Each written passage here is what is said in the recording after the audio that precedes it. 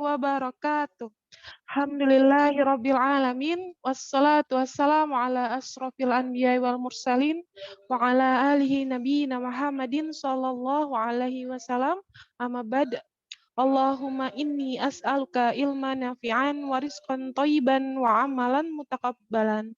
Alhamdulillah, ahlan wa sahlan wa marhaban kepada para thalibah as-sabiqunal awwalun.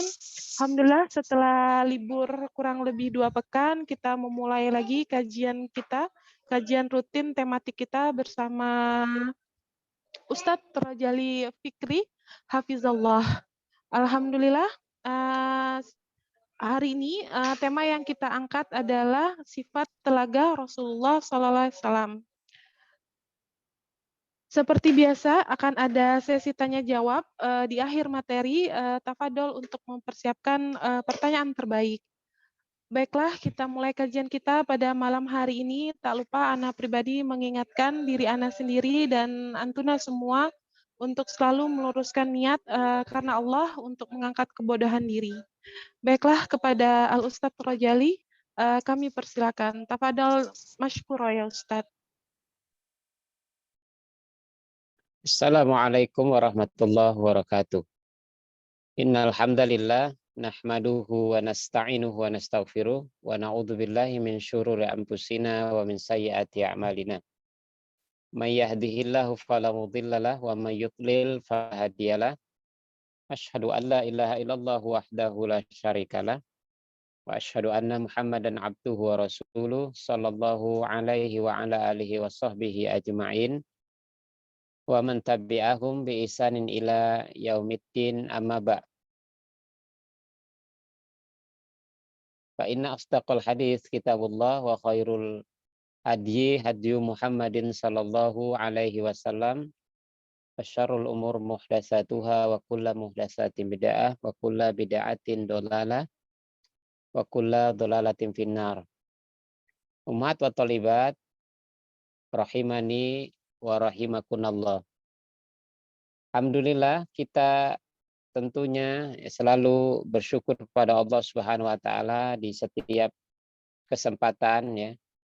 Terutama di malam hari ini Allah masih memberikan kepada kita usia, kesempatan, kesehatan dan taufiknya ya, sehingga kita bisa kembali bersama dalam majelis ini, majelis yang kita mengharapkan banyak mendapatkan kebaikan, faedah dan keberkahan darinya. Salawat dan salam semoga selalu tercurah kepada Nabi kita yang agung Rasulullah Shallallahu Alaihi Wasallam, kepada keluarganya, para sahabatnya tanpa terkecuali. Ummahat wa thalibat ya. Pada malam hari ini kita akan membahas terkait dengan sifat telaga Rasulullah Shallallahu Alaihi Wasallam. Dan ini adalah di antara kewajiban orang-orang yang beriman, ya, di mereka mengimani hari akhir, di mana di antara keimanan kepada hari akhir itu adalah keimanan kepada adanya telaga Nabi Shallallahu Alaihi Wasallam. Sebagaimana Rasulullah Shallallahu Alaihi Wasallam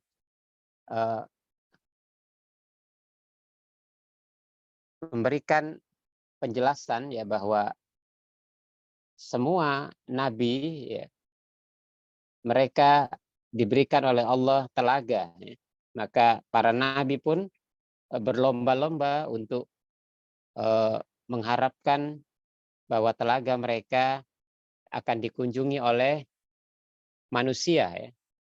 Maka Rasulullah mengatakan bahwa aku berharap telagakulah telaga yang paling banyak dikunjungi oleh umatku ya, karena telaga Rasulullah adalah telaga yang paling luas ya, paling luas.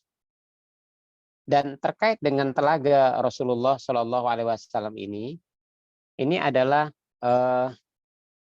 yang datang dari periwayatan yang amat banyak ya.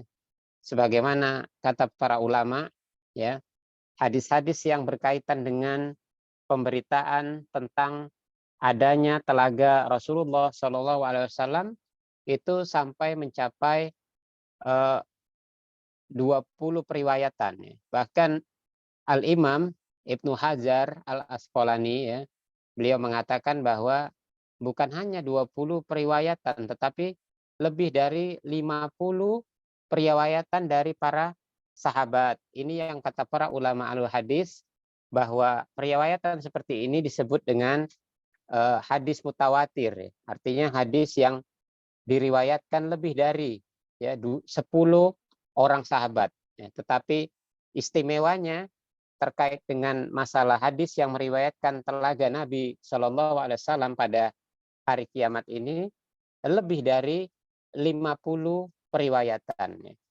Ini menunjukkan bahwa dari sisi pendalilan, maka berbicara tentang telaga Nabi Shallallahu Alaihi Wasallam tidak bisa lagi dibantah, ya, tidak bisa lagi dibantah. Walaupun kita menemukan sebagaimana yang dijelaskan oleh para ulama, para ahli bid'ah, ya, orang-orang yang tersesat, ya, mereka tetap saja menolak, ya, akan adanya periwayatan tentang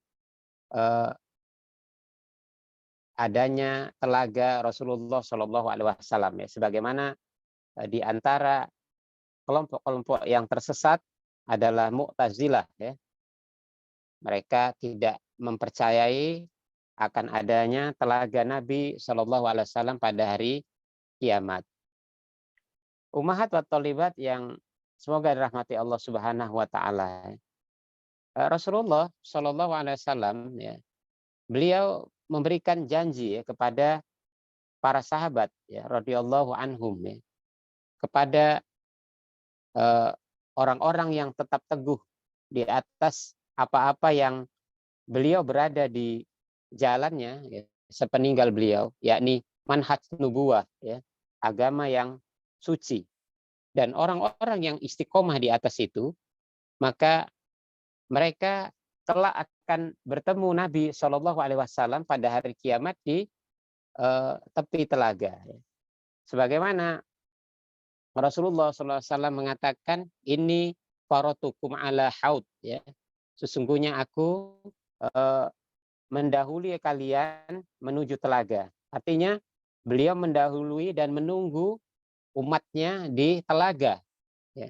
Kemudian beliau mengatakan, man marro alaya syariba, ya. Barang siapa yang melewati atau mendatangi telagaku itu, ya, niscaya dia akan bisa minum, ya. Dia akan bisa minum dari telaga itu.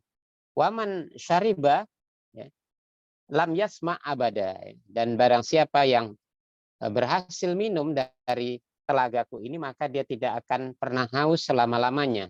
Ya. Bahkan beliau Shallallahu Alaihi Wasallam dalam khutbahnya, ya, beliau mengatakan kepada para sahabat, ini farotukum, ya, sesungguhnya aku menunggu kalian, ya, di telagaku, wa ana syahidun alaikum, dan aku adalah menjadi saksi atas kalian, wa inni wallahi la anzuru ila haudil an, ya. Dan demi Allah, sungguh saat ini, ya, sekarang ini aku sedang melihat telagaku itu di satu padang, ya. Ini hadis yang dikeluarkan oleh Imam Bukhari dan Muslim, ya.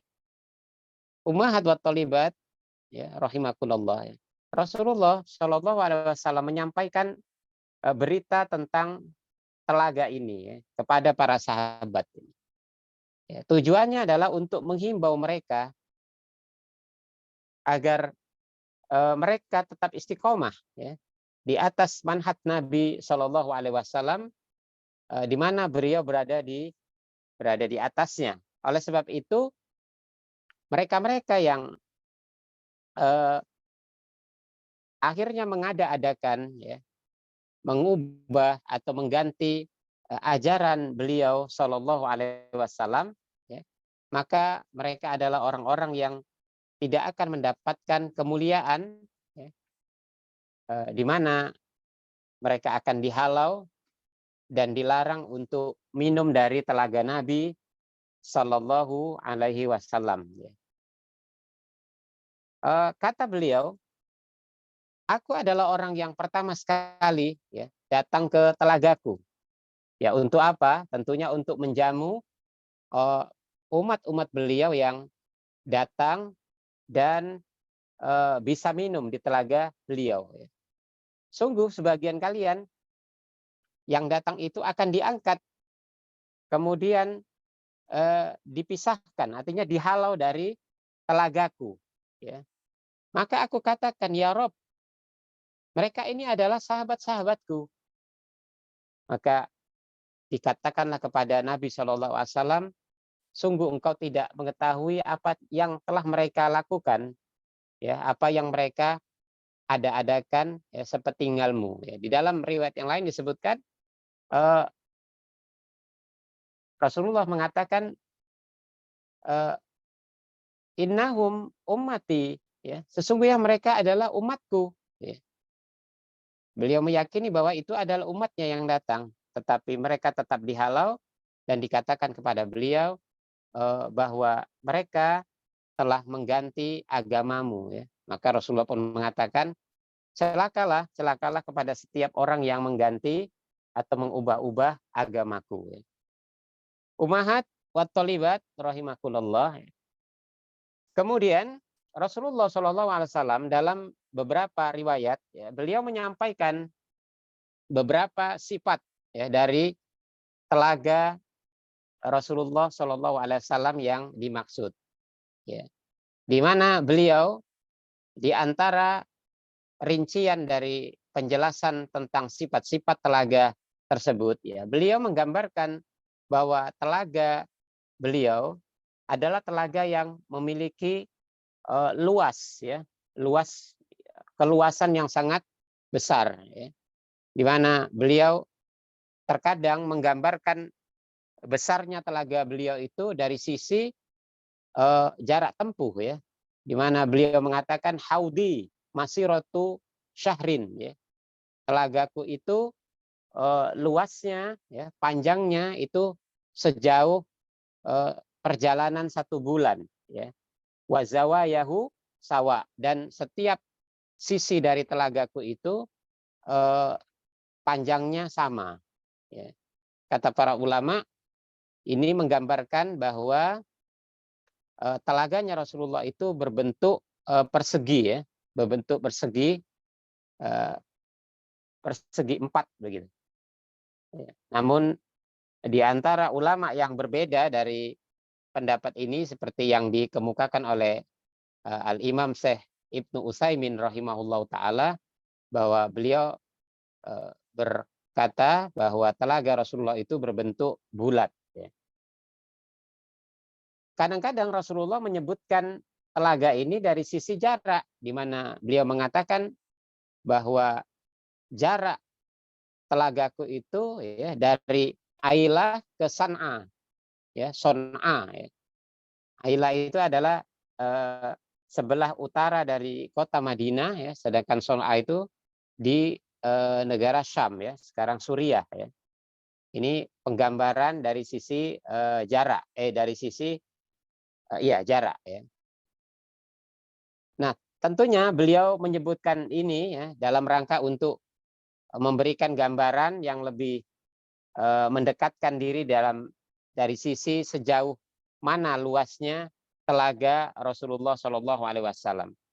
Kemudian Rasulullah SAW, ya, ummahat, beliau juga menjelaskan sifat dari telaga beliau ini, di mana beliau mengatakan bahwa haudi, ya, telagaku itu ma'uhu abyadu minal laban, ya. Telagaku itu airnya putih, ya. Abyadu minal laban, ya. Lebih putih lagi daripada putihnya susu. Ya. Dalam hadis yang lain minal wariqi, ya. Lebih putih dari perak. Ya. Kemudian beliau mengatakan warihuhu atyabu minal misk, ya, bahwa telagaku itu aromanya itu harum, lebih harum dari minyak kasturi. Ya. lebih harum dari minyak kasturi.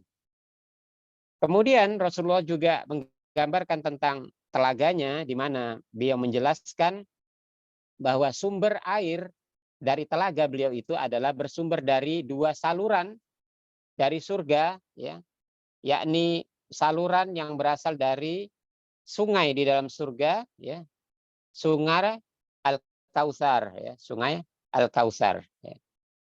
Ini adalah sumber air dari telaga Nabi Shallallahu Alaihi Wasallam. Kata para ulama, telaga Rasulullah Shallallahu Alaihi Wasallam itu terletak di padang mahsyar, ya, terletak di padang mahsyar dan bersambung dengan aliran air di dalam surga. Ya. Nanti kita jelaskan di ujung pembahasan ini. Kemudian Rasulullah juga menggambarkan kepada kita tentang banyaknya kaum mukminin yang mereka mengambil air dan minum dari telaga beliau Shallallahu Alaihi Wasallam itu, ya. Dan Rasulullah menjelaskan bahwa Allah menciptakan cangkir-cangkir atau bejana-bejana yang banyaknya itu sebanyak bintang-bintang di atas langit, ya. Kata beliau kizanuhu ka'ada di sama, ka'ada di nujubis sama, ya. Bahwa cangkir-cangkir atau bejana-bejana yang ada untuk minum itu diciptakan Allah sebanyak bintang-bintang di langit, ya. Umah tahu nggak bintang-bintang di langit, ya? Karena kata para astronom, ya, ahli perbintangan, bahwa jumlah, ya, bintang-bintang, ya, di langit itu, ya, diperkirakan banyaknya 200 miliar triliun, ya, bintang. 200 miliar triliun. Kira-kira berapa nolnya itu? 1 miliar nolnya 9. Ya. 1 triliun nolnya 12. Berarti 21 tambah 02. 23 nolnya. 200 miliar triliun. Ya. Dan itulah cangkir-cangkir yang diciptakan oleh Allah Subhanahu wa Ta'ala. Oleh karenanya, dari pembahasan ini, Ummahat wa Thalibat, ya rahimakumullah, bahwa kita bisa mendapatkan ibroh dan faedah, ya, serta hukum sebagaimana yang dijelaskan dalam hadis-hadis di atas, ya, bahwa yang pertama Rasulullah Shallallahu Alaihi Wasallam itu, ya, beliau menunggu, ya, semua sahabat, ya, umat-umatnya, ya, di sisi telaga beliau pada hari kiamat.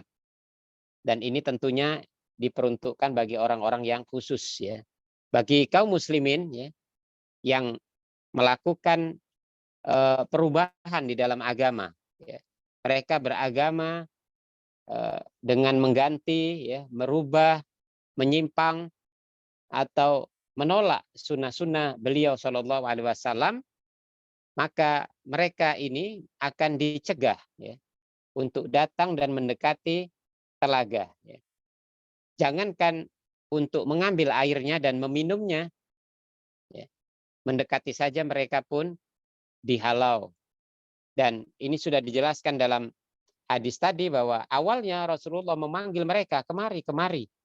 Tetapi ternyata mereka yang dipanggil itu tetap dicegah untuk mendekati telaga. Ya, Rasulullah menjelaskan bahwa awalnya beliau mengatakan ini adalah umatku.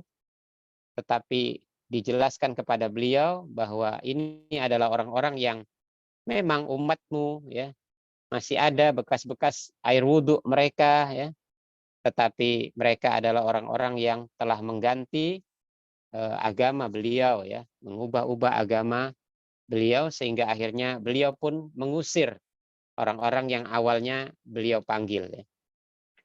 Kemudian kata para ulama, di antara pendapat yang terkuat bahwa telaga beliau Shallallahu Alaihi Wasallam ini, ya, berada di padang mahsyar dan letaknya itu sebelum sirat, ya, sebelum titian, ya.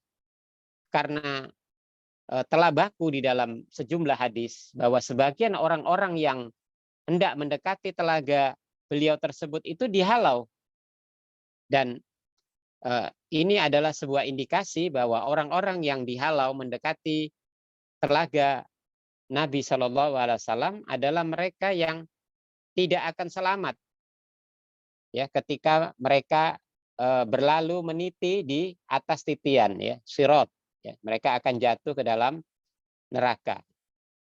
Kemudian orang-orang yang minum di telaga tersebut ya adalah orang-orang yang disebutkan secara spesifik bahwa mereka adalah orang-orang yang istiqomah di atas manhaj Nabi mereka ya Sallallahu Alaihi Wasallam. Ya.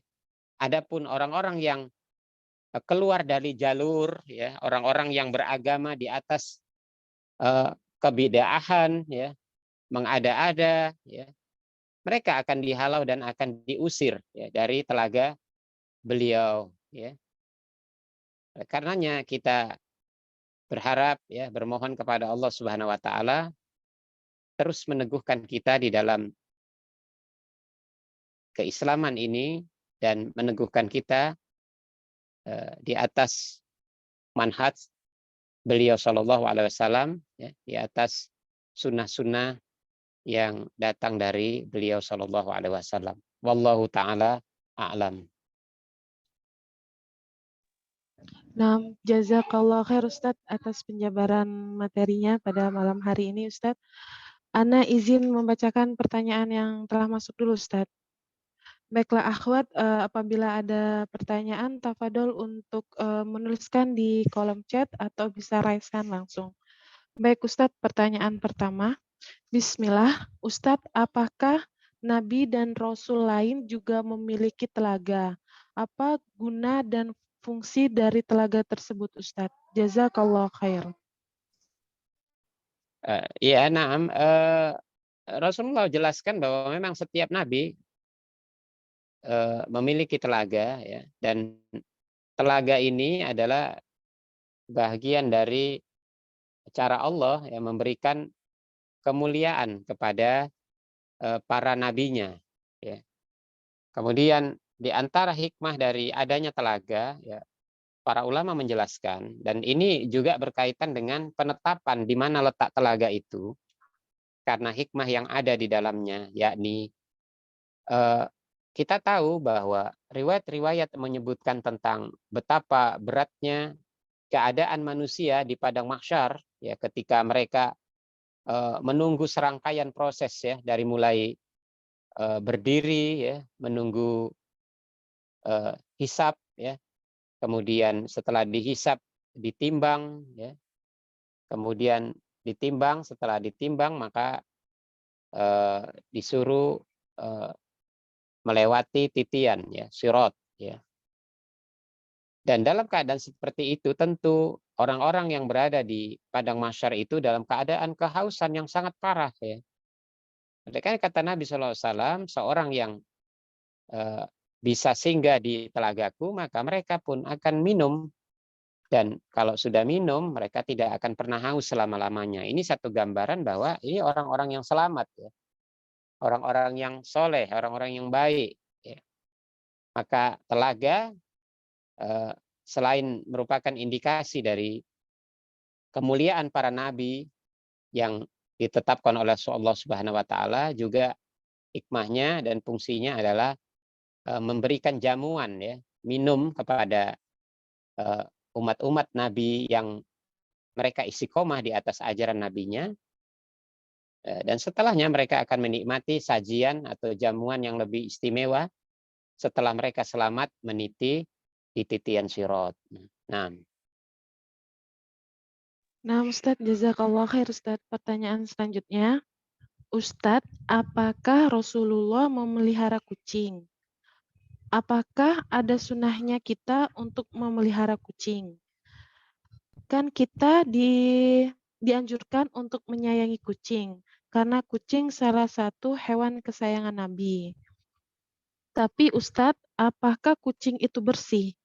Karena dia pup dan pipis dari pasir. terus cuman ditutup pakai kakinya. Habis itu dia membersihkan badannya hanya dengan menjilat-jilat. Apakah mungkin itu sudah bersih dari najis? Setelah itu kucing naik ke kursi, ke badan kita, jalan di rumah kita. Bagaimanakah itu Ustadz? Apakah kita bersih dari najisnya? Jazakallah khair Ustadz. Iya, nah, terkait dengan kucing ya, kalau dia dikaitkan dengan kehidupan Rasulullah ya, tidak benar ya bahwa eh, ada penjelasan terkait bahwa Rasulullah melihara kucing ya. Tetapi hadis yang jelas ada periwayatannya adalah bahwa ketika Rasulullah menjelaskan tentang jilatan kucing pada makanan ya, maka kata Rasulullah itu tidak mengapa karena kucing adalah hewan yang paling banyak ya berkeliaran di sekitar kita, sekitar manusia ya. Ini adalah dalil ya penjelasan yang menggambarkan bahwa kucing itu bukan binatang yang bernajis ya sampai jilatannya pun tidak menyebabkan apa yang dijilat itu menjadi najis ya. Kalau dikaitkan dengan kehidupan para sahabat ya memang sahabat yang dikenal eh, pelihara kucing atau dekat dengan kucing itu adalah Abu Hurairah ya sampai dia disebut Abu Hurairah ya bapaknya kucing ya. Nah, kemudian terkait dengan apakah kucing itu bebas dari najis karena dia buang kotoran, kemudian pasir dan seterusnya, maka eh, di dalam Islam itu dikenal kaedah ya bahwa sesuatu yang diyakini hukum asalnya suci, maka dia tetap suci sampai datang kepastian bahwa itu najis ya. Kalau Rasulullah SAW menyebut bahwa jilatan kucing itu suci ya, maka sudah dipastikan bahwa badannya kucing itu suci ya. Dan jilatannya juga suci ya. Jilatannya juga suci. Adapun anggapan bahwa bisa saja kucing itu bernajis ya karena apa namanya? Karena bisa saja dia eh, berdiri di atas pasir, pasir itu bagian dari kotorannya dan seterusnya, maka ini disebut anggapannya. Di dalam Islam itu tidak dianggap ya sampai benar-benar terbukti ya, sama benar-benar terbukti. Dan dalam hadis Nabi SAW ya, beliau mengatakan dak ma yaribuka ila ma la yaribuk ya. Tinggalkan yang meragukanmu kepada hal yang tidak meragukanmu. Artinya di dalam kaidah Islam ya eh, eh, keyakinan itu tidak bisa dihilangkan dengan keraguan. Ya, keyakinan itu tidak bisa dihilangkan dengan keraguan. Oleh karenanya selama kucing ya tidak tidak ada kepastian bahwa dia menginjak najis atau di badannya ada najis, maka kucing tetap dianggap suci sebagaimana hukum asalnya. Ya.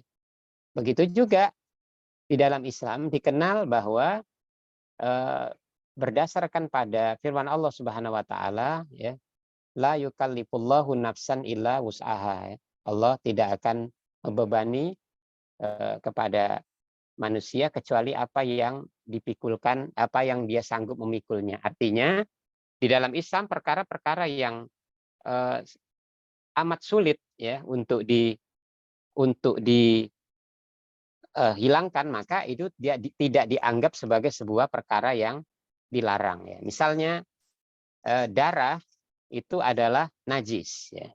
Dan kenajisan darah ini walaupun ada ikhtilaf ulama tetapi mayoritas ulama mengatakan darah itu adalah najis ya. Tetapi darah yang lekat atau lengket di daging hewan yang disembelih sejenis ayam, kambing, sapi, maka ini tidak termasuk darah yang najis. Ya. Karena apa? Karena kata para ulama, darah-darah yang lekat di dalam daging-daging itu adalah darah yang amat sulit untuk dihilangkan.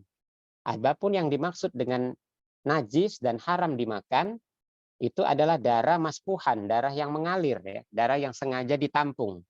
Tapi darah yang lekat di leher, maka ini tidak termasuk darah najis dan yang diharamkan untuk dimakan. Ya, inilah konsep Islam ya secara menyeluruh ya, secara menyeluruh. Oleh karenanya kita tidak berani mengatakan, dan memang para ulama tidak ada yang mengatakan bahwa kucing itu walaupun dia hewan yang suci tapi bisa saja bernajis karena dia buang kotoran dan seterusnya. Nah, wallahu a'lam. Tamam Ustadz, jazakallah khair Ustadz. Pertanyaan selanjutnya Ustadz. Assalamualaikum Ustadz, Bismillah izin bertanya. Afwan di luar tema. Apakah bila suami istri bekerja sama dalam mencari uang atau harta yang dihasilkan, apakah milik suami saja atau milik berdua? Terkait pernyataan bahwa harta suami adalah milik suami, harta istri adalah milik istri. Mohon penjelasannya Ustadz. Syukron wa jazakallahu khair Ustadz. Barakallahu fiik. Iya, begini ya. Sebenarnya harta suami dan istri itu memang secara konsep Islam itu aslinya terpisah. Ya. Apa yang dimiliki oleh suami dan apa yang dihasilkannya itu sebagian adalah milik istri terkait dengan hak istri untuk dinafkahi ya, di dalam kehidupan berumah tangga. Maka istri berhak terhadap apa-apa yang ditetapkan dalam syariat terkait dengan adanya tempat untuk berlindung, ya, pakaian yang diberikan sebagaimana suami berpakaian, makanan yang dimakan sebagaimana apa yang dimakan suaminya, dan seterusnya. Tapi secara umum gambaran besarnya adalah harta suami ya milik suami, ya, kecuali apa yang telah diberikan kepada istrinya. Ya. Misalnya suami membeli rumah, maka selama rumah itu tidak diberikan secara sah kepada istri bahwa ini rumah istri, maka itu masih rumah suami. Dan itulah yang akan dibagi ya secara hukum waris ketika suami meninggal dunia. Ya. Begitu juga harta-harta yang lain. Ya.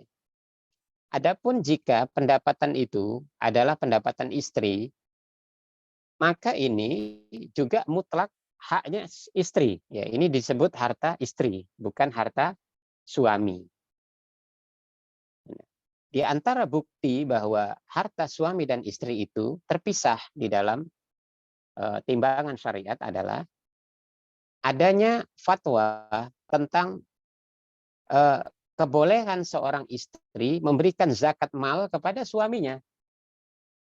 Ini menunjukkan bahwa bisa saja dalam rumah tangga itu istri adalah orang kaya yang berkewajiban mengeluarkan zakat mal di setiap tahun di masa haulnya.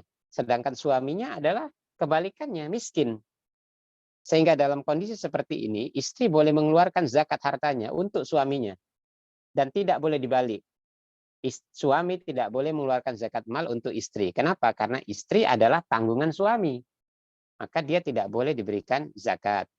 Adapun karena suami bukan tanggungan istri, maka istri boleh memberikan zakat mal itu kepada suami. Inilah konsep asalnya, ya, konsep asalnya. Adapun yang berlaku di tengah-tengah kehidupan masyarakat bahwa seolah-olah harta suami dan istri itu bercampur, ya, ini adalah kesalahan yang merupakan sesuatu yang jadi budaya ya di tengah-tengah kehidupan masyarakat muslimin di tempat-tempat tertentu. Tapi ini sebenarnya bukan konsep yang diterapkan di dalam Islam. Nah, Ustadz, jazakallah khair Ustadz. Pertanyaan selanjutnya. Bismillah, Afwan Ustadz izin bertanya. Contoh mengubah agama itu seperti apa? Iya, contoh mengubah ya tentunya banyak ya. Oleh karena tafsiran mengubah kata para ulama itu diantaranya adalah orang-orang yang murtad, ya. Orang-orang yang murtad ya keluar dari Islam itu termasuk mengganti atau mengubah agamanya.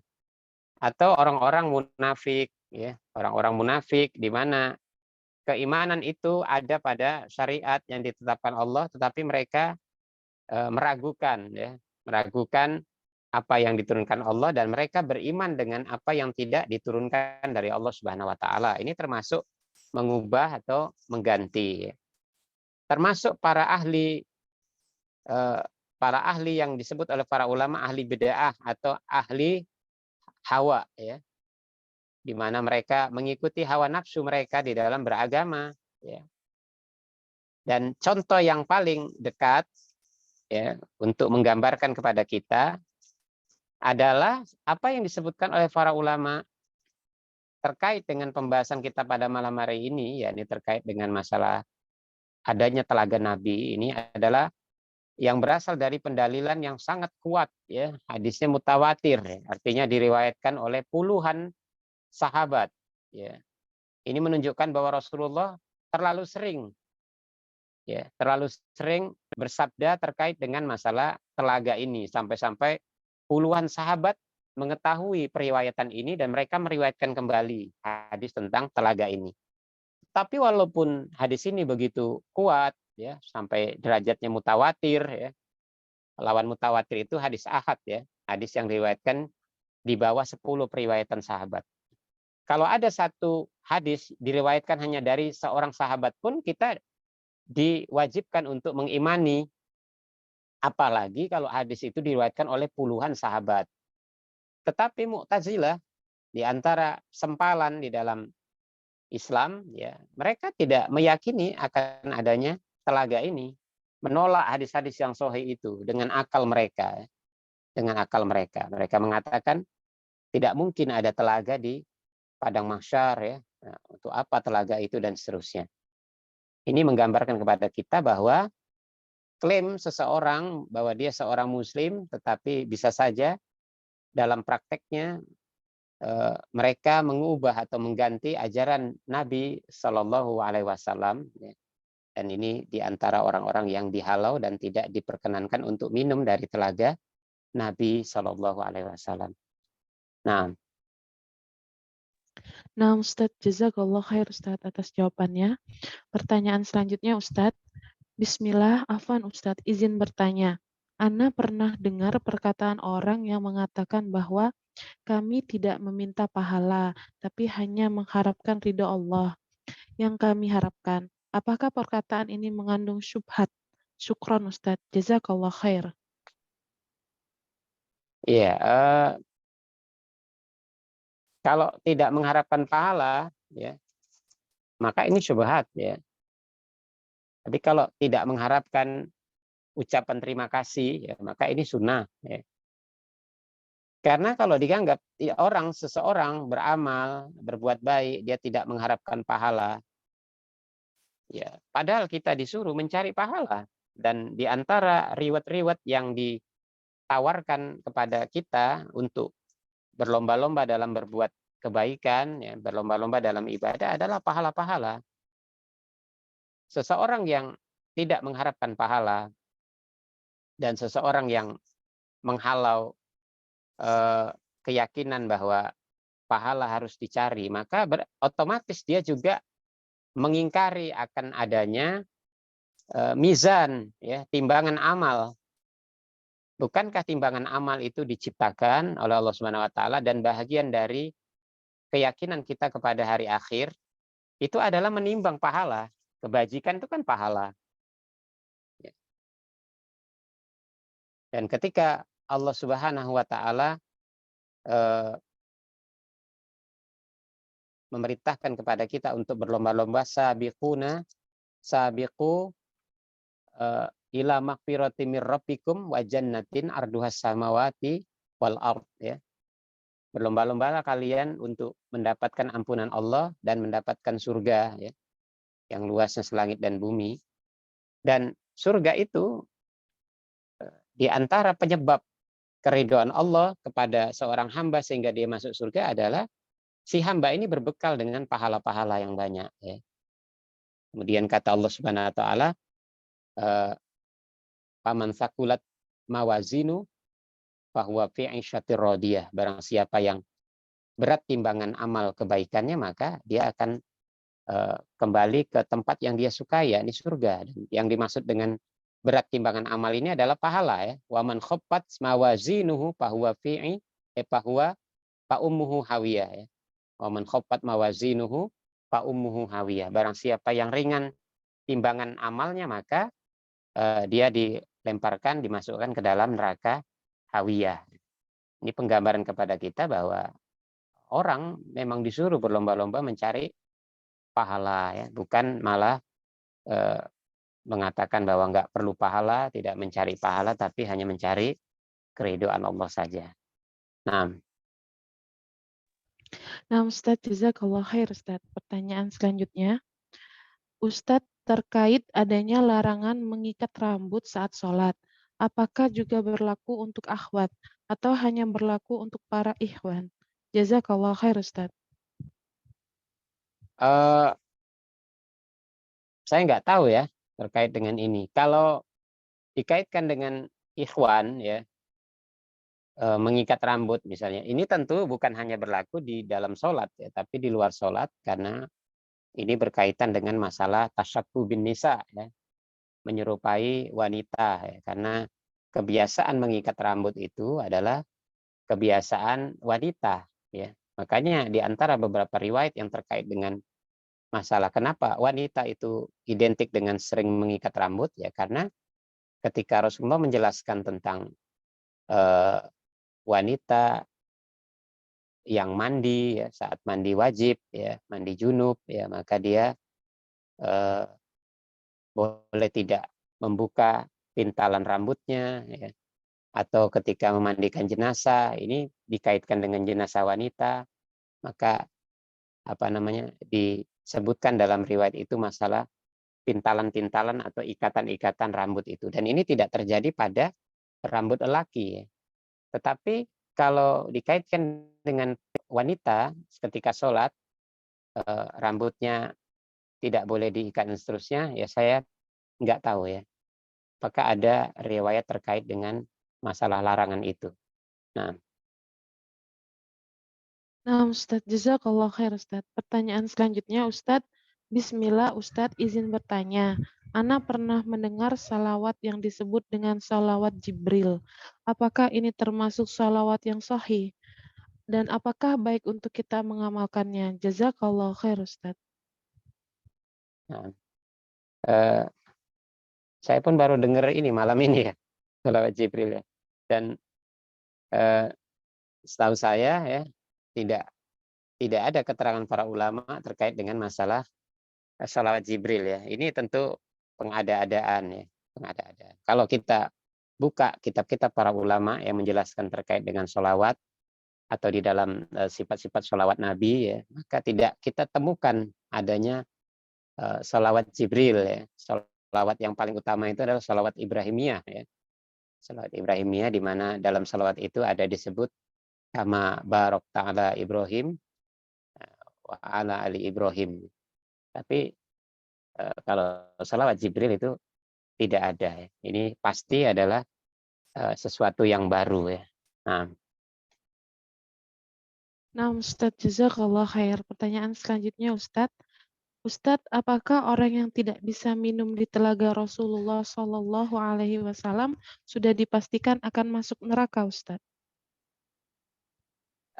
Ya demikian kata para ulama ya, karena ini berbanding lurus ya. Di antara pendapat para ulama ya, pendapat ulama itu berkaitan dengan di mana posisi telaga itu, apakah dia adanya di sebelum titian atau sesudah titian. Maka ada dua pendapat ulama di situ. Yang pertama mengatakan bahwa telaga itu pastinya ada di sebelum titian. Mengapa? Pertama, karena telaga ini di antara hikmah diadakannya adalah untuk minum, untuk menghilangkan dahaga dari orang-orang yang kesulitan ya selama menunggu proses pengadilan di padang mahsyar ya. Yang kedua, di antara orang-orang yang dicegah untuk datang dan minum di telaga itu adalah orang-orang yang terkait dengan masalah kesalahan-kesalahan mereka yang besar ya. Kata para ulama, mereka adalah orang-orang yang murtad atau munafik. Kemudian yang kedua, mereka adalah orang-orang yang mengubah-ubah agama ya, para ahli bid'ah. Kemudian yang ketiga, mereka adalah orang-orang yang zolim dengan kezoliman yang besar ya. Kezoliman yang besar itu seperti para penguasa yang menzolimi ribuan, ya, ratusan ribu atau jutaan umat manusia. Ini termasuk orang-orang yang zolim. Ya. Makanya kata Nabi SAW di satu riwayat, akan ada pada kehidupan kalian ya pemimpin-pemimpin yang zolim ya dan apa yang menguji kesabaran kalian, maka bersabarlah kalian hingga kalian bertemu denganku di telagaku, kata Nabi SAW. Ini satu gambaran betapa orang-orang yang zolim dari para penguasa itu adalah termasuk di antara orang yang dihalau untuk tidak datang ke telaga Nabi dan minum dari air telaga beliau. Ya. Dan ini adalah pendapat yang terkuat dari pendapat yang kedua yang mengatakan bahwa telaga itu posisinya adalah setelah sirot, setelah titian. Nah, kalau setelah titian, tentunya orang-orang yang selamat dari titian ini adalah orang-orang yang soleh. Mana mungkin mereka diusir dari telaga? Karena telaga dengan surga itu berbanding lurus. Airnya telaga pun dari air surga. Oleh karenanya, sudah pasti ya, orang-orang yang dihalau dari telaga, ya, mereka adalah orang-orang yang berdosa, orang-orang yang nyemplung ke neraka. Karena neraka posisinya di bawah. Ketika mereka meniti, disitulah finalnya. Dan situ penentuannya. Yang selamat di Sirat, maka mereka melangkah ke dalam surga. Yang tidak ke surga pasti dia jatuh ke bawah. Dan jatuhnya ke bawah ini, ada hadis riwayat Muslim yang menyebutkan tentang kedalaman neraka itu, ya, ketika Rasulullah berjalan dengan para sahabat, ada suara bongkahan batu yang sangat keras, maka Rasulullah bertanya kepada para sahabat, tahukah kalian suara apa itu? Allah dan Rasulnya yang tahu. Kata Rasulullah, itu adalah suara batu yang dijatuhkan sejak 70 tahun yang lalu, baru nyampe ke dasar neraka. Penggambaran, maksudnya kedalaman neraka itu sepanjang 70 tahun perjalanan dalamnya. Ya, karena neraka itu posisinya di bawah. Kata para ulama, sijjin itu adalah dasar bumi ke dalam, dan itu neraka, sifatnya neraka. Adapun sifatnya surga dia tinggi ya, di atas. Di atas. Jadi orang-orang yang dihalau dari telaga Nabi ya sudah dipastikan mereka adalah orang-orang yang nyemplung ke dalam neraka. Nah, Ustadz, jazakallah khair, Ustadz. Pertanyaan selanjutnya, Bismillah, Ustadz, izin bertanya. Bahwa ada hadis yang mengatakan tidak boleh wanita mengikat rambut seperti punduk unta. Maksud hadis ini apakah jika dilihat oleh laki-laki yang bukan mahram saja? Atau bagaimana? Karena biasanya kalau di rumah sering mengikat rambut seperti punduk unta agar tidak berantakan saat berkegiatan. Syukron wa jazakallahu khair, Ustaz. Iya, ada beberapa penjelasan ulama terkait dengan itu ya. Tapi yang saya ingat memang di antara yang dimaksud itu adalah terkait dengan bentuk ya, terkait dengan bentuk. Artinya wanita-wanita yang menggulung-gulung rambutnya ya tinggi ya, dan ini akan membentuk kepala ya sedemikian rupa dan bisa menimbulkan syahwat ya bagi lawan jenisnya. Nah, ya. Oleh karenanya di antara penjelasan para ulama ya termasuk Syekh Albani rahimahullah taala dalam hal ini ya, dilarang wanita itu menaikkan ikatan rambutnya itu ya, ikatan rambutnya itu sehingga menggambarkan bentuk kepalanya dan rambutnya. Itu saja yang saya ingat dari rincian ya penjelasan para ulama. Intinya ini tentunya memang terkait dengan masalah apa namanya yang bukan mahram ya, karena masalah bentuk kepala dan urusan rambut. Tetapi kalau itu memang disebutkan tercela di dalam sebuah hadis Nabi SAW, maka selayaknya wanita ya menghindari apa yang dicela ya, apa yang dicela ya. Mengikat rambut dengan tidak meninggi-ninggikan ya sehingga masuk dalam kategori bentuk seperti punuk unta, ya ini tentu lebih selamat ya, lebih selamat. Carilah cara yang lain ya untuk mengikat rambut ya sehingga tidak masuk dalam apa namanya sebutan Nabi SAW dalam hadis tersebut. Nah, Nah, Ustadz, jazakallah khair, Ustadz. Pertanyaan selanjutnya, Ustadz, bagaimana menghadapi keluarga yang sering mengadakan acara yasinan, terutama setiap malam Jumat? Dan kalau kita tidak hadir akan menimbulkan prasangka yang tidak baik dalam keluarga. Apakah boleh kita datang saja tapi tidak ikut membaca yasin? Atau bagaimana Ustadz baiknya? Jazakallah khair. nah ya ini kalau kita jawab secara ini ya vulgar ya, ini bentuk kemungkaran ya karena setiap yang menyelisihi sunnah Nabi itu kemungkaran. Cuman bagaimana caranya eh, menolak kemungkaran ya atau merubah kemungkaran itu tentu ada kaedah-kaedahnya ya. Ada kaedah-kaedahnya. Di antara kaedah itu adalah tidak boleh merubah kemungkaran yang ketika kita ubah maka muncul kemungkaran yang lebih besar ya. Kalau misalnya kita di posisi di keluarga bukan orang yang kuat, bukan orang yang diperhitungkan ya, bukan orang yang bisa mengubah ya, maka eh, kita nggak bisa mengubah kemungkaran secara drastis ya. Tentu secara perlahan dengan siasah dan seterusnya. Dan tidak menghadiri itu sebenarnya di antara yang paling rendah ya. Itu masuk kategori fabi qalbihi fa'ilam tastati ya biadihi, kalau nggak sanggup merubah dengan tangan, fabi qalbihi maka cukup dengan hati ya, benci ya, maksudnya kemungkaran itu tidak disukai.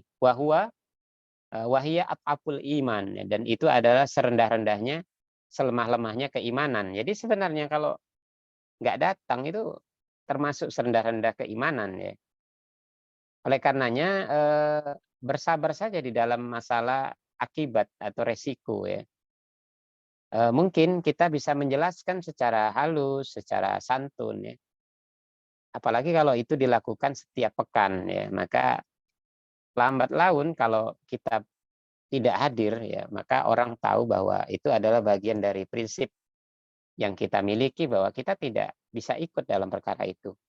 Tetapi berbuat baiklah dan berinteraksilah dengan humanis di waktu dan posisi-posisi yang berbeda ya, selain masalah gelaran yasinan itu setiap pekannya ya. Mungkin kita bisa berbagi, kita bisa beramah-tamah di waktu-waktu yang lain, dan mudah-mudahan dengan seperti itu ya lambat laun mereka mengerti prinsip kita, kemudian mereka juga mengerti bahwa kita bukan orang yang antipati secara pribadi, tapi kita tidak suka dalam urusan yang memang kita yakini itu salah ya atau menyimpang.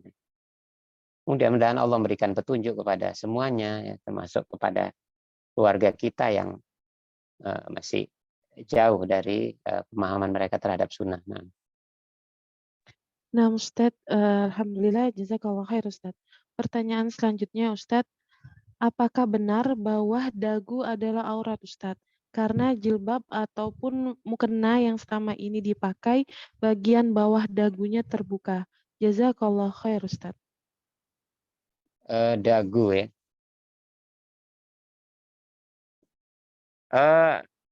Dagu masuk wajah tidak? Kalau dia masuk dalam kategori wajah, ya maka dia termasuk bagian yang diperbolehkan menurut ikhtilaf ulama ya. Karena masalah wajah dan niqab ya bercadar ini adalah ranah ikhtilafnya para ulama ya.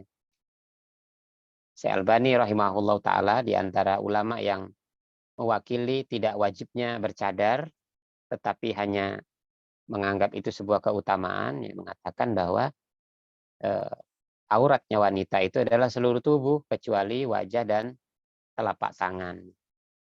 Adapun ulama yang berseberangan dengan itu adalah bahwa seluruh anggota tubuh wanita itu adalah aurat, dan wanita dengan wajahnya itu sudah mewakili kecantikannya yang bisa mendatangkan syahwat dan seterusnya.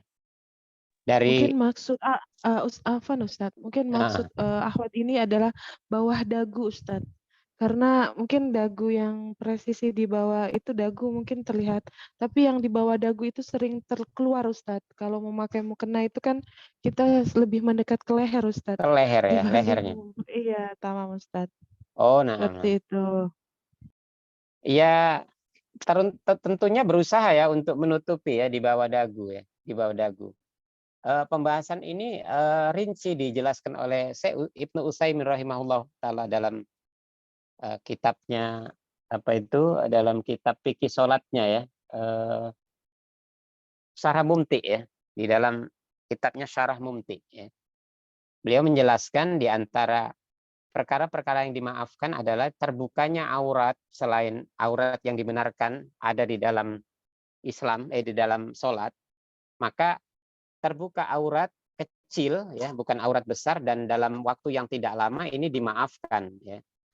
Jadi kalau orang kadang pakai mukena kemudian tersingkap sedikit apa namanya di bawah dagunya yang mendekati leher, jika ini tidak sampai selesai sholat, maksudnya dalam waktu yang lama, maka ini dimaafkan. Tapi tentu kalau kita menyadari akan potensi ya bisa terbukanya aurat, kita berhati-hati ya untuk menjaga. Oleh karenanya kan orang-orang di dalam sholat itu kan memang dianjurkan untuk melengkapi busananya, ya itu semuanya yang kira-kira aman ya, dia sholat itu aman ya.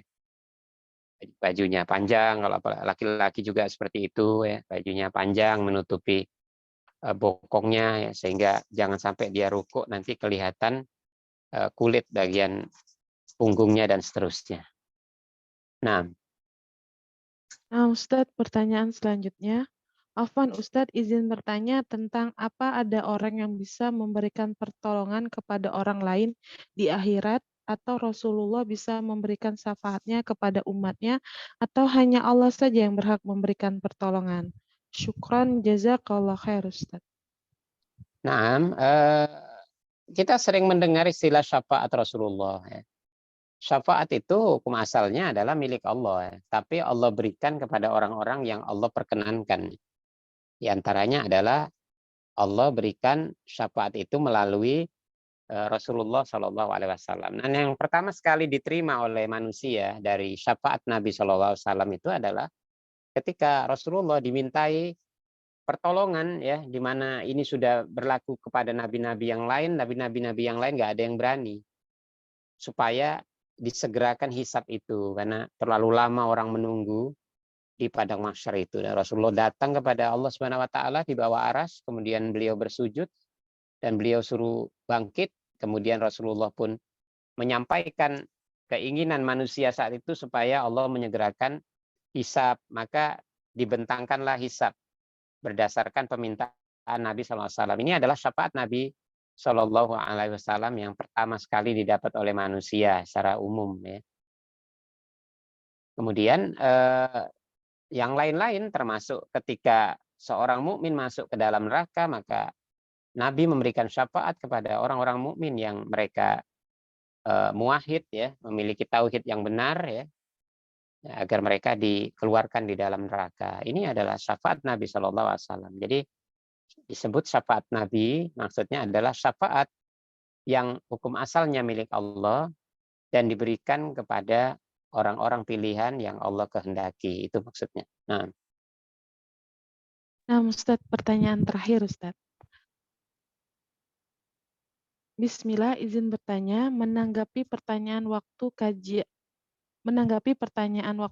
online di hari Kamis tentang pertanyaan Umahat tentang keluarganya yang suka main dukun untuk penglaris. Apakah boleh menerima uang pemberian mereka? Syukron jazakallah khair Ustaz. Maksudnya menerima uang pemberian mereka, mereka Yang siapa ini? menggunakan penglaris ini Ustadz. Oh, Keluarga kita itu menggunakan penglaris. Kita tahu mm-mm, beliau itu menggunakan penglaris. Lalu orang mm-mm. yang menggunakan penglaris itu memberikan kita uang. Apakah boleh kita menerima uang itu padahal kita tahu uang itu dari menggunakan dukun atau pelaris, Ustaz? Oh iya. Eh, jadi hukum asal berinteraksi ya dengan orang lain terkait dengan harta ini adalah mubah ya, boleh ya, hukum asalnya. Jadi misalnya eh, seseorang yang kita ketahui dia punya harta, hartanya dari harta riba misalnya. Kemudian dia datang kepada kita membeli sesuatu, maka bertransaksi dengannya, walaupun kita tahu itu uang riba, maka ini halal ya dalam transaksi itu. Begitu juga seorang yang eh, memiliki sebagian harta yang haram, kemudian dia memberikan uang itu kepada seseorang, maka itu diterima. Dan di antara hal yang disebutkan oleh para ulama terhadap masalah bunga-bunga ribawi itu, ya bunga-bunga bank itu, di antara untuk mensucikannya itu adalah menyedekahkannya kepada orang-orang yang membutuhkan ya, kepada orang-orang fakir miskin. Ini menunjukkan bahwa uang tersebut bukan najis ya. Yang disebut najis adalah perbuatannya. Tetapi bagi orang-orang yang warok ya, orang-orang yang menjaga kesucian dirinya ya, jika dia benar-benar mengerti ya, tahu bahwa uang itu adalah uang dari hasil perdukunan atau hal-hal yang mengandung kesyirikan, maka tidak memakainya atau tidak menerimanya ini lebih utama ya. Jika memang itu memungkinkan bagi dia, karena ada posisi-posisi tertentu ya, keadaan-keadaan tertentu, misalnya seorang anak yang bapaknya itu profesinya dukun, seorang anak yang bapaknya itu profesinya adalah bandar judi misalnya. Maka bagaimana menggunakan uang ayahnya, menggunakan uang orang tuanya itu untuk kebutuhan hidup si anak ini, apakah diperbolehkan? Ya jawabnya boleh, sekedar kebutuhannya. Kebutuhan dia untuk makan, kebutuhan dia untuk sekolah, dan seterusnya. Dengan tidak berlebihan dari hal itu. Ini menunjukkan bahwa inilah perkara-perkara dalam Islam di mana hal-hal yang tidak begitu sulit untuk dihindari karena memang itu adalah bagian dari yang melekat dalam kehidupan seorang, maka ini dimaafkan ya selama penggunaannya tidak berlebih-lebihan. Nah, Ustadz Afan, Ustadz, ada dua pertanyaan masuk, Ustadz. Kita simpan untuk hari Kamis atau kita bacakan malam hari ini, Ustadz? ya nggak apa-apa, boleh lanjut ya. Salam, Ustadz. Baiklah, Ustadz, pertanyaan selanjutnya. Apa yang harus kita lakukan apabila ada anggota keluarga kita yang meninggal, lalu proses pengurusan jenazahnya tidak sesuai dengan syariat yang dibawa Rasulullah, sampai diadakan yasinan hari ketiga, tujuh, dan seterusnya. Tetapi kita berada di dalam keluarga yang jauh dari manhaj salaf. Iya, ini masuk dalam kaidah yang dijelaskan tadi ya, bahwa kalau kita termasuk seseorang yang bisa mengubah dengan tangan karena kekuatan atau pengaruh kita yang besar di dalam keluarga itu, maka lakukanlah, arahkan mereka dengan sesuai dengan tuntunan. Tapi kalau kita termasuk orang yang tidak mampu mengubah itu, karena kalau kita paksakan maka terjadi kemungkaran yang lebih besar ya, pertengkaran, bahkan bisa pertumpahan darah dan seterusnya, maka kewajiban kita hanya menghindar, tidak menyukai kemungkaran itu ya. Ya, kita tidak dituntut untuk lebih lagi ya.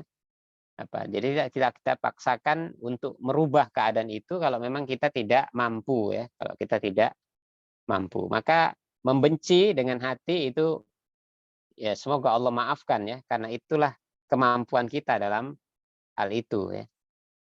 Dan ini banyak sekali terjadi di tengah-tengah kehidupan kaum muslimin ya, bukan hanya kita ya, di mana kita sudah sedikit banyaknya memahami syariat termasuk tuntunan-tuntunan dalam perkara kematian ya, jenazah ya, tetapi sebagian besar keluarga kita adalah orang-orang yang jauh dari itu ya, mereka tidak tersentuh ya dakwah sunnah ini ya, maka ini adalah musibah dan ujian buat kita ya. Semoga kita semakin bersemangat ya untuk bisa mendekati mereka ya, menyayangi mereka dan mendakwahkan ya agama manhaj yang mulia ini kepada mereka.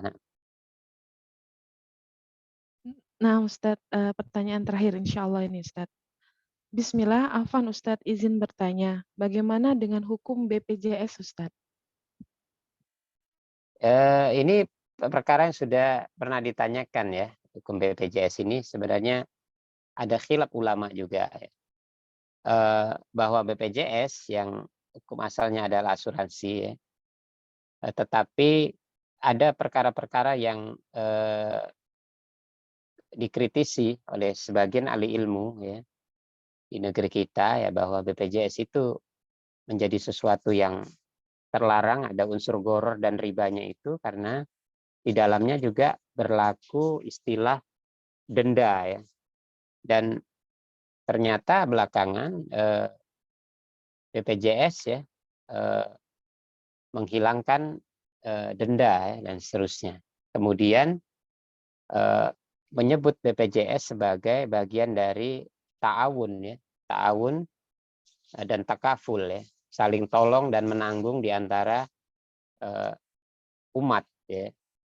Maka sebagian ulama di negeri kita ya menyebut BPJS adalah bagian dari transaksi biasa yang tidak jatuh kepadanya lagi larangan ya. Maka orang-orang yang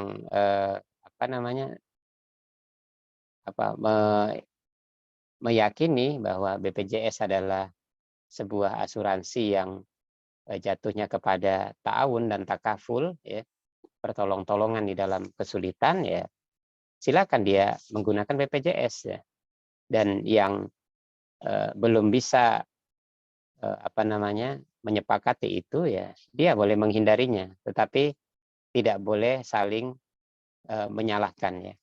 Tentu kita akan berupaya secara terus-menerus untuk mengamati, mempelajari ya, dan menjadikan ini studi kita ya, sampai kita benar-benar menentukan pilihan ya, apakah kita masuk ke dalamnya atau tidak ya. Semoga Allah memberikan kemudahan kita untuk memahami agama ini ya secara lebih mendalam ya, dekat kepada kebenaran yang dimaksud.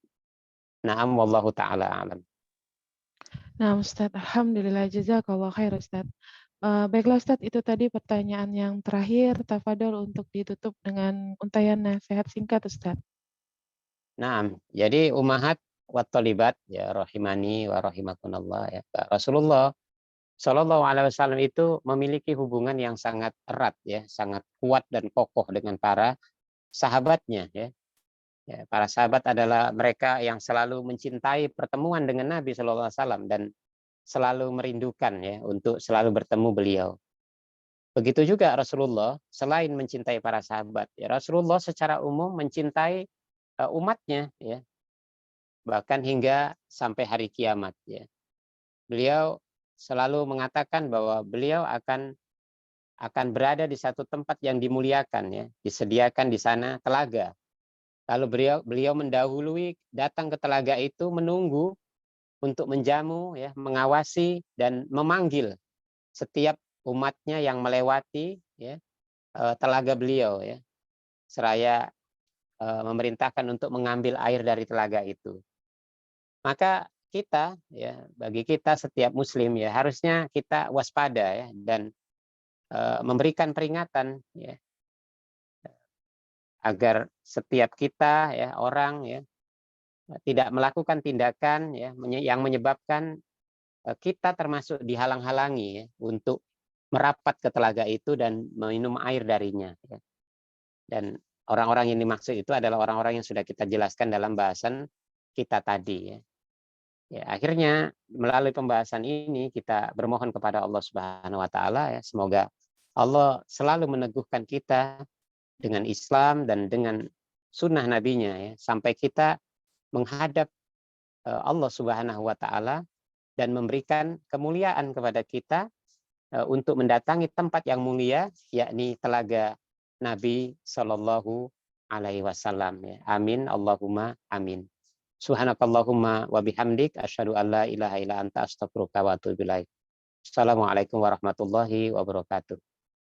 Waalaikumsalam warahmatullahi wabarakatuh. Jazakallah khair Ustaz, barakallahu fiq. Alhamdulillah telah menjadi tersampainya lagi ilmu pada malam hari ini kepada kami semua. Semoga apa-apa yang Ustadz kurbankan di jalan dakwah yang mulia ini menjadi balasan terbaik Ustadz di dunia dan di akhirat nanti. Ahwat, semoga Allah mudahkan kita untuk mengamalkan ilmu yang kita dapat hari ini. Semoga Allah senantiasa memberikan kita taufik dan pertolongannya. Jazakumullah khair, barakallahu fikunna, Anna dan tim As-Sabiqunal Awalun izin and meet. Wassalamualaikum warahmatullahi wabarakatuh. Jazakallah khair Ustaz. Wa iyyakunna fa jazakumullah khairan.